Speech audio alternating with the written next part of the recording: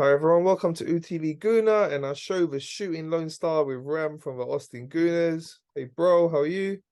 I'm doing good, man. Just a long, busy week.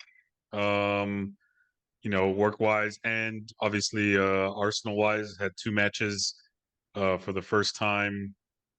With Champions League coming back and all that excitement that comes with it. So, definitely a lot of buzz going around here in Austin, especially for the Austin Gooners. And yeah, man, already looking forward to the next run of games because it's just things are going to come thick and fast, man. And yeah, it's gonna be great. Fun times. Yes, exciting times, bro. Yesterday was amazing. Back in the Champions League. It's been a long wait and just hearing that music again. And the boys put on a special performance. I was saying to you last week, I thought we are going to be really up for it and we're going to put in a really good performance, come out flying, want to send a statement out to the rest of Europe. And we did that. And this season so far, we've been talking, saying that we've been playing well in patches through games, but we haven't put a full 90 minutes together yet. And we did that in style yesterday. Really good win, 4-0 against PSV. Your thoughts on the game? Yeah, man. I thought that was our most complete performance so far, and it couldn't have come at the biggest stage, right? Champions League, first game back in 7 years. All the hype.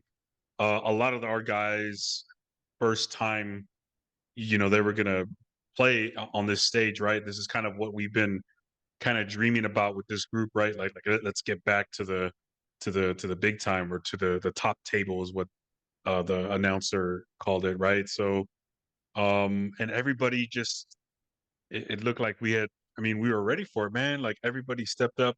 Bukayo Saka had a goal within the first 10 minutes, and people have been talking about him. Like, sure, he's great, but what he needs to do is perform on the biggest stages. And hell of a debut for him in the Champions League.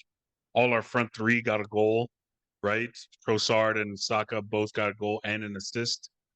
Odegaard got a goal, assisted by Reece Nelson. We were able to do five subs. We were able to get a bunch of players on the pitch, and yeah, again, as you said, playing well in patches. I thought we've also looked good in patches as well. Like we've looked strong.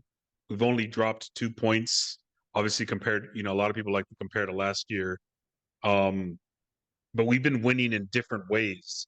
But the one way we hadn't won was that big dominant 4-0 performance against a really strong team. PSV Eindhoven, even though they aren't playing in a strong a league as the Premier League, they are top of their table in the Netherlands. They were on something like a 26 game winning streak dating back to last season. So a very, very strong team. They have some really good players, and they were playing sort of a very just like attacking style of football. They just had nothing for us, and I think we looked outstanding on all fronts, man. I think everybody put in a good shift, and then all our substitutes came in and just looked so lively. Like ML Smith Rowe was the one that had me excited the most. So, um, yeah, man, just a really good way to kick off the Champions League, and I also think just a really good kind of breakout game for us as a squad.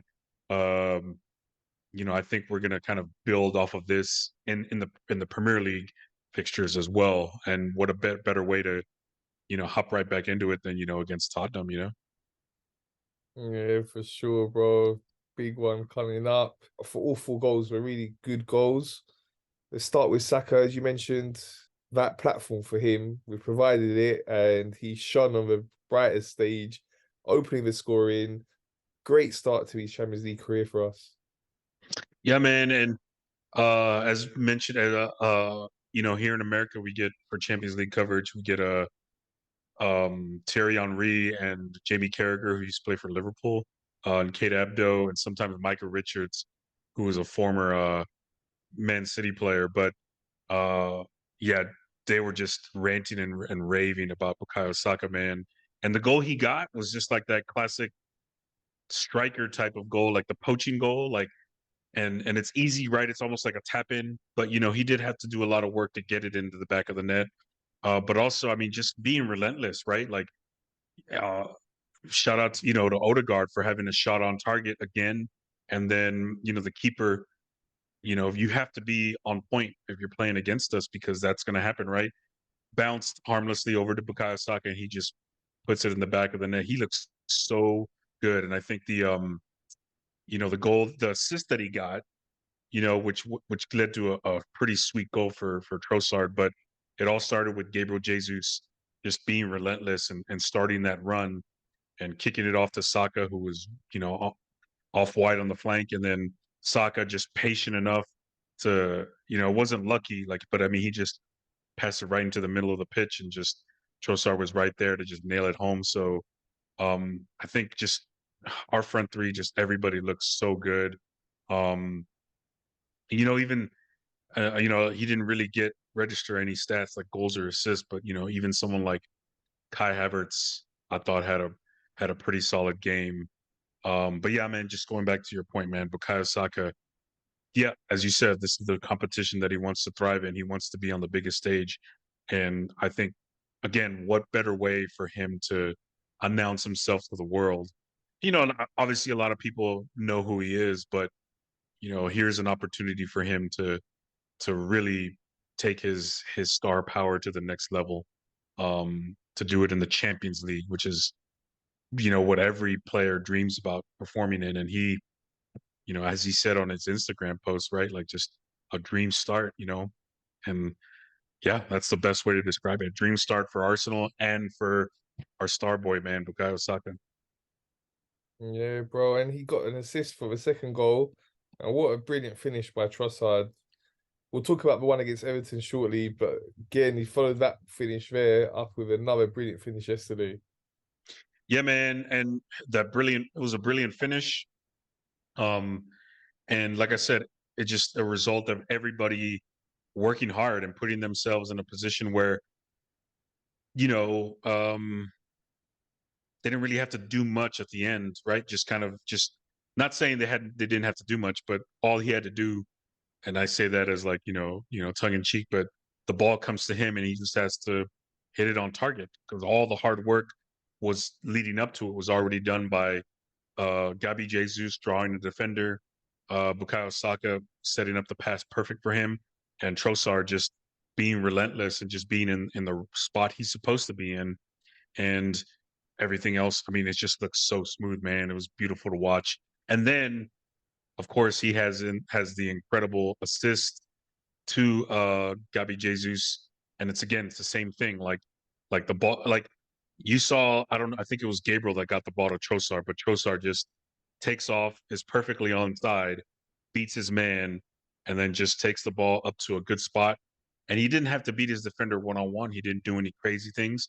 He just waited for Gabi Jesus to get in the proper position, perfectly weighted pass, and just a brilliant catch by Jesus, and then just knocked it home, man. It was just our front three. I mean, a goal from all three of them in the first half. That's perfect football, bro. Like it was just a perfect night, and they shined, bro. All three of them. Yeah, Gabriel Jesus was looking really lively, looking like he's getting back to full fitness now after that injury. As always with him, he's all over the pitch. He's full control, his skills, great player. Really, we're so lucky to have him. And then finish with our captain, Odegaard, rounding it off in style in the second half to make it 4-0. Brilliant goal, long range shot, buried it nicely. Yeah, and it was similar setup to like the one we had against what was the last goal that he scored against? Oh, United, right? Just tiki taka passing back and forth between everybody. And I mean, it's just so Odegaard, man, is just he's incredible, man. The way I mean, he could have probably taken the shot and maybe have been on target. Probably would have been off, but the presence of mind to touch the ball and to just kind of scoot it off to the side a little bit and get an even better shot um, is just again incredible awareness by our captain, man, and a good pass by Reece Nelson. I thought he looked lively. Um, and so he gets the assist as well. But also some good play between him and Emil Smith Rowe on that build up. And um, gosh, it was just incredible to see again just that good end product, man. All Odegaard had to do was just kind of set himself up perfectly and put the goal in the back of the net. But all the work, all the hard work was done, leading up to it, to where Odegaard just had to worry about, true form and all that good stuff. So yeah, just every single goal was brilliant. It's kind of hard to pick the best one. My personal favorite was the Trossard to Jesus, but man, anytime Odegaard strikes on target, man, it's just such a sweet strike that he has, man. He's getting better at it, and like, gosh, he's such an incredible player. Yeah, bro, he sure is. What a bargain. We got him for only 30 million for Real Madrid. That is such a bargain. Absolutely, yeah. Still really young. It's just going to get better and better. So, yeah, brilliant way to start the Champions League campaign. Let's talk now about our last Premier League game against Everton. Much more hard fought than this one. It was tight game. Everton were really physical, as expected. You could see Bell just trying to really hold on for a draw. We had a goal disallowed in the first half. I get your thoughts on that one in the second Mm. as well. But then we did manage to get the goal we needed. Trossard, what a strike that was. Brilliant short corner routine. We're doing that a lot during the game, a lot of short corners. You can see we work on that a lot during the training ground, and it paid off. Brilliant finish for Trossard. We were defensively really solid, held on nicely, and got a very important 1-0 win for us. Yeah, man, and it just kind of, the two games that we saw this week just contrasts, the kind of game that we can have on either end, right? Um, a 4-0 win that probably should have been 5-0, 6-0 just 24 hours ago. And then at the beginning of Sunday, that's a 1-0 win that I think uh, probably could have easily been 4-0 as well. It was my first impression watching that game at the end of it, and I started texting. I think I might have sent you a message and then texted a couple of my other friends, but it was like very reminiscent of that Chelsea match at Stamford Bridge. When Aubameyang got substituted in like 69th minute, and they just had nothing for us. Right? We won. It was basically a boring game, right? Like I didn't really find any value in rewatching that game other than like the goal that we scored, but like it was a boring game, and sometimes you got to win those boring games, and it feels good. Like again, that's a very similar game to something that we lost last year 1-0, right? The reverse fixture last year was a loss for us. So we turned that into a win this year. A brilliant like short corner, as you said, Everton. I knew like I was kind of that's what made me think like we weren't going to go with Fabio Vieira because he's a little bit of a smaller guy, and their midfield and their center backs are just massive dudes. And what Deichball, right, is just tossing them into the box and trying to get big headers. They're bigger than us. So what did we do? We didn't try to counter that. Like we didn't try to out muscle them. We just played around them, right, and did the short corner, and that goal was very indicative of that game plan, right? Instead of trying to chuck it into the box and see if we get lucky, we just did a short corner, got the ball in play, and it wasn't like we were just passing it around hoping for something to happen. That looked like as much like it looked like that thing was drawn up, right? Like boom, you're here, pass it there, and if this happens, this like, and it was just boom, boom, boom. Before you knew it, Trossard, brilliant finish. In substitution for Martinelli on, and that's another player that we're kind of wondering like when is he going to get his chance to shine? And 2 games in a row he scored a goal, so I'm really excited about him now getting an opportunity to get a run of games. And it's just gosh, our depth, bro. Like I'm so excited. Yeah, like we just looked so good across the board. What did you think about the disallowed goal?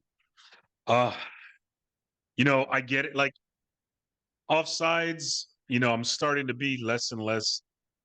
As long as I can see the lines, maybe I don't understand the rule 100%, and maybe I never will.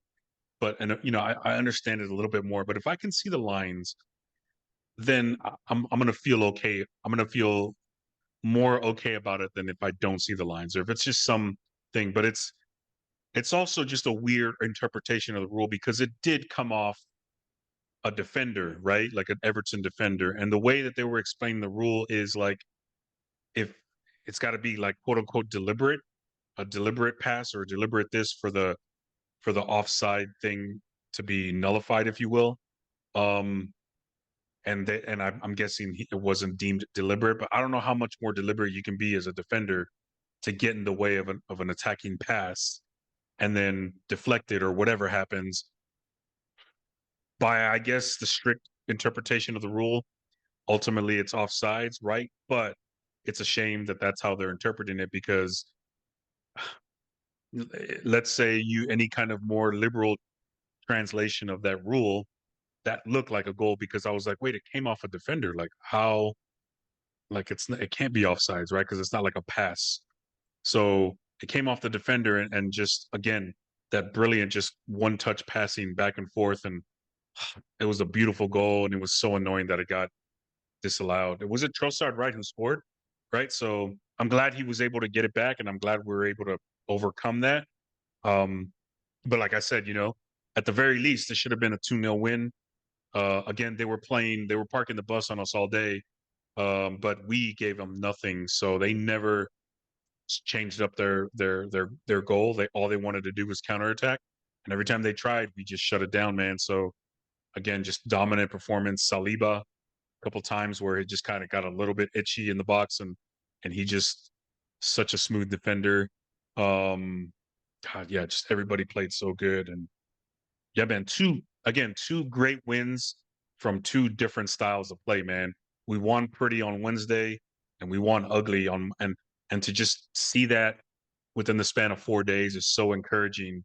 Um, Especially coming off of that international break because like again, we've shown in the matter of 4 days that we can win any kind of football game. So it's just been a brilliant start um, to the restart of the league, man, and now having more games coming up.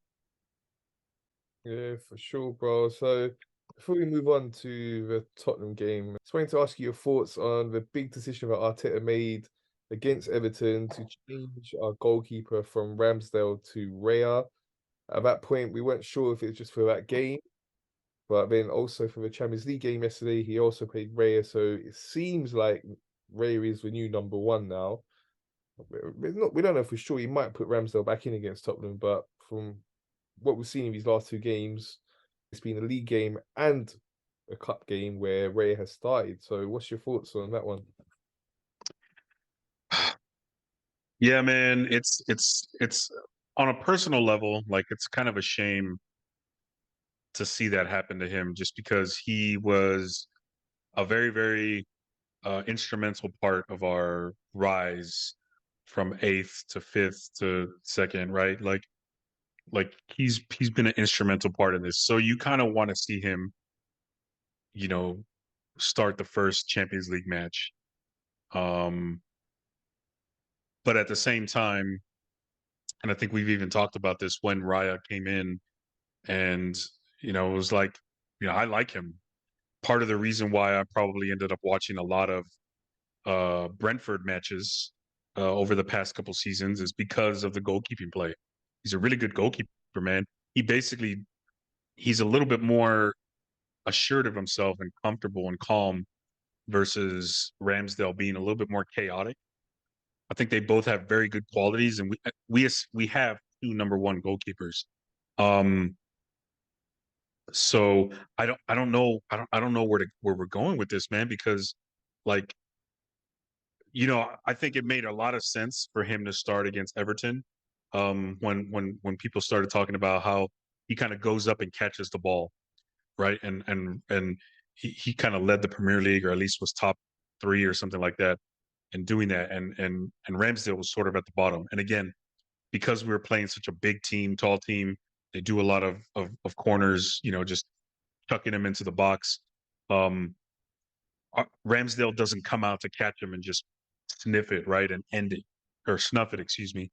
Raya did that, and a big part of the reason why we shut down Everton's game plan was because anytime they tried to do a corner or anytime they tried to just chuck it into the box, Raya was there to to catch it, grab it, fall on it, or immediately turn around and do it. So um I think even against, PSV, I mean, he didn't have to do that as much. But again, there was a lot of times he was jumping up, picking up the ball, and he had an incredible. I think he's just also a better passer. Um, so I think Arteta is going to play both of them over the course of the year. Um, but I actually, ultimately at the end of the match yesterday, I didn't think, I thought Raya earned his chance to play, right? Like he didn't do anything wrong to not play in the Champions League based on Everton. So I think it's just going to be as you pay as you go or whatever, man. Like I don't think we're going to see Raya become the number one goalkeeper permanently. But at the same time, I think he's the front runner. I mean, I hate to be like a reactionary and say like Ramsdale's shit, which he's not. Like again, we have two really capable goalkeepers. This is just an incredible problem to have ultimately. And I'm going to put it on all Michela. Whatever he decides to do, I'm going to trust him basically. I don't have an opinion either way. I think ultimately they're both ballers and I'm comfortable with either one of them in goal. But I will say I'd give the slight edge to Raya only just again because he just seems he gives me Saliba vibes in terms of just that calm confidence. And you know what? Even somebody else pointed out, this is not me noticing it, but Gabriel is also one of those chaotic players. He has his moments of chaos. He looks so self-assured these past two games, man. So who knows, man? Who knows what's going to happen going forward? But ultimately, we have two great goalkeepers, and I'm glad that's the case because we got so many competitions, and it's about we're trying to find that edge to beat City, right, and to stay and to keep everybody else above us because I think in our minds it's us and City and everybody else, but everybody else right now is right there with us. Like that top of the table is clogged and stacked. So we need to find those margins of just being that much better, and I think David Raya provides that in the goalkeeping position, man. It's hard. Yeah, bro, it's a difficult one. Obviously, Arteta would be seeing him in training. He'll have all the stats as well, and based on that, he's going to do what he thinks best. And for us, that's what we want. What's best for the team, As you're saying, on a personal level, we feel for Ramsdale in that situation. He's done great. He's been a really good goalkeeper for us, and as you mentioned, the Champions League thing as well. For him, it would be nice, having played a big part in us getting to that stage. So if he is not going to be the number one now, then he's obviously going to be working hard to try and get his position back. And it's great to have that competition for places. We talk about squad depth all over the pitch. So he got better in the goalkeeper position as well. And yeah, bro, we just want what's best for the team. So Yeah. that's Arteta. He's done amazing and he's made this big call now. So seems like for now, Rhea will be the number one goalkeeper. All right, bro, let's talk now about the big one, the North London derby. It's that time next Sunday. We got him here. They've started the season quite well, as much as we don't like saying it, but we've been saying as we've been doing the shows each week, they've been winning. Been a bit lucky, I'd say, that last one against Sheffield United, scoring 2 goals in injury time, but they were the more dominant team in that game. Sheffield United managed to get a goal, and then it was looking like they might hold on, but then 12 minutes were added on. And they managed to get 2 goals in 12 minutes. So they're going to come here, their confidence high. When we looked at at the start of the season, to looking at their situation, you lose someone like Harry Kane, you'd think a team's going to really struggle. So got to give them credit that they have started the season well, but it's still early days. What's your thoughts on that game? Uh, you know, yeah, there.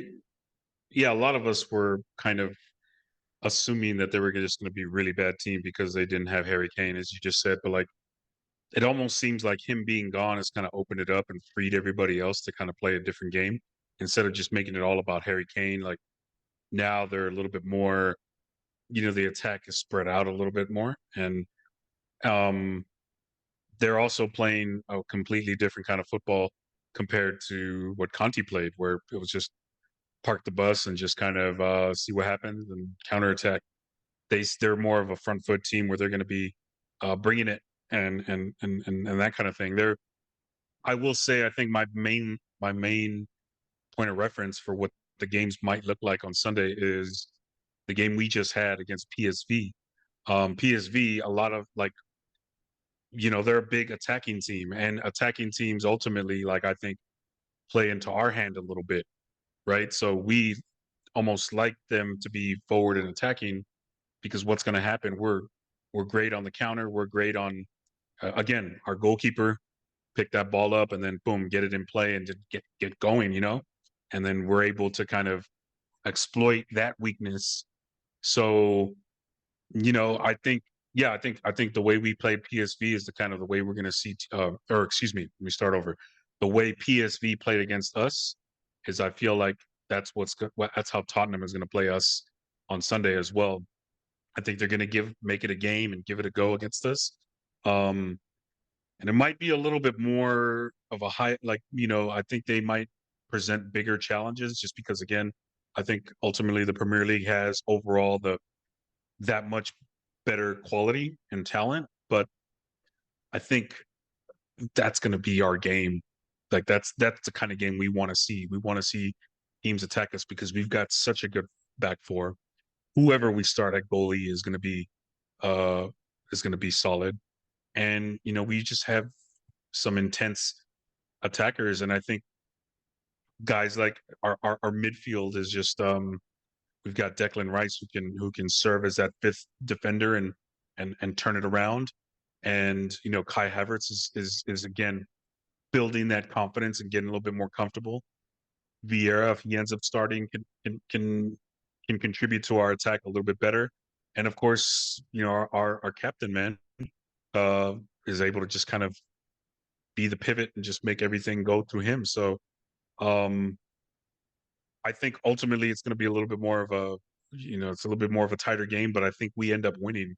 I think it's going to be a 4-2 victory, a little bit tighter, but I think we pull away at the end. I think Tottenham is going to get some goals.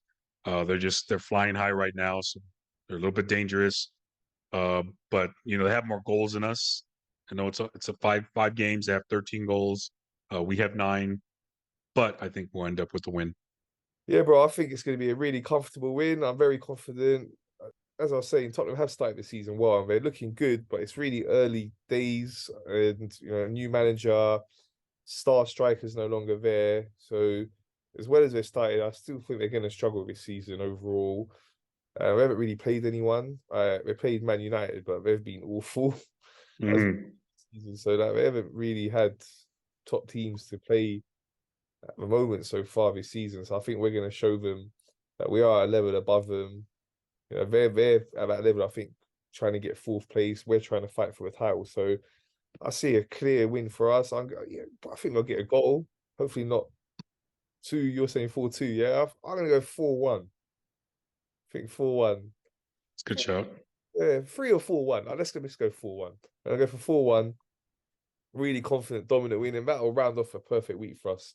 The Everton game, as you were saying, that tight 1-0 win, where you really got to grind it out, defend well, stand up to the physical challenge. Then a beautiful show of attacking football, great goals against PSV, back in the big time Champions League. I mean, to finish it off with a win in the North London derby, perfect week for us. And let's hope we can make it happen.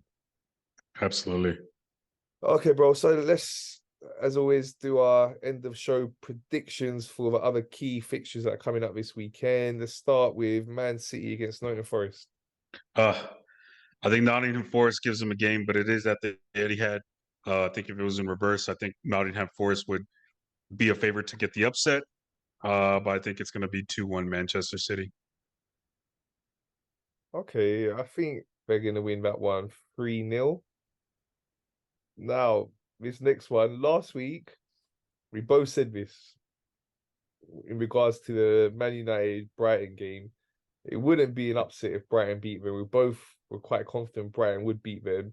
Normally, you'd say that would be an upset, but the way we've seen how much Man United have been struggling this season and how well Brighton have been playing, we both went for Brighton to win, and we said if they do, it won't be an upset. And yeah, no one was really that surprised. You wouldn't Yeah. upset. So Man United are really struggling. They lost yesterday as well to Bayern Munich. It finished 4-3, but from what I've read and the highlights I saw, Bayern Munich were really dominant. Should have been a much more clear victory for them. Man United got late goals in that game. Like the last one was right at the end to close the gap to 4-3, but it was another loss for them. They're struggling. Burnley have been struggling as well so far this season, but they did get a point in their last game against Nottingham Forest. Tricky one to call this one. What's your thoughts? Yeah, tricky indeed. I think Burnley struggling, right? They had moments of flash. I would say moments looking good, but Manchester United are not looking good at all. They've struggled. I don't think Burnley is good enough to pull off the win, so I'm going to call a draw. I'm going to say 1-1 draw. Yeah, I'm going to say 1-1 draw. Okay, another team really struggling is Chelsea. See them and Man United struggling so much. They got a 0-0 draw in their last game against Bournemouth. They've really been struggling this season. They got Aston Villa at home. Chelsea haven't scored or had an assist in 2 games. They've lost 1-0 and 0-0 to Bournemouth. I haven't even bothered watching them. Like they just are that poor. I've watched a few highlights. They don't look really good at all. They got a lot of injuries, but whatever. They don't get excuses. Um, Villa is playing midweek Europa, I think, or Europa Conference. So we'll see how they cope with that, right? Having games short turnaround and all that. Um, but you know what? Chelsea just doesn't have firepower, nor do they scare anybody, even at home. I think they're going to go their third game not scoring at all. And I think they lose 2-0 to Villa. Okay, Yeah. that would be great. All right, then next one, Liverpool are playing West Ham. If it wasn't, I don't understand what the aura is, with Liverpool playing at home, but they just don't lose at home. Um, West Ham are a strong team. They're playing really well. Kudos to them. But I think Liverpool, you have to you have to pounce on this team, Liverpool, man, because that last game they were down 1-0 against Wolves for a while, and then they ended up winning 3-1. And Wolves had so many opportunities to just kill it, and they couldn't. And then before you knew it, boom, Liverpool comes back. I'm gonna say I'm gonna say Liverpool wins, but it's gonna be 3-2. I think West Ham is playing strong, but I don't think they managed to keep a lead. Okay, bro. Yeah, bro, it's gonna be another interesting week of Premier League fixtures. As always, it's always exciting, and we're right there at the top. Important we beat Tottenham. We're gonna keep pace with Man City. Hopefully, they do drop points soon. So far, we've had a perfect start, but our start's been great too. We've only dropped them 2 points, which is unfortunate. It's gonna happen sometimes, but we're looking really good, bro. Just got to keep that winning momentum going, and on to the next one. Let's hope we get the win against Tottenham. Yes, come on, boys. Let's knock Tottenham on their ass. I think we got them, man. I think we have the much more confident team. Again, we have our sights set high, so I think we've had a breakout week this week, and I think we're just going to continue pushing forward. And this is our time, bro. Yeah, bro. Come on, Arsenal. Come on, Arsenal. Let's go. So thanks for your time, bro. My pleasure, man. My That's pleasure. Good to see you. Looking forward to talking to you. Yeah, bro. Looking forward to talking hopefully about another great win next week. So that's all from us. Thanks for watching, everyone. Please remember to subscribe, like, and share.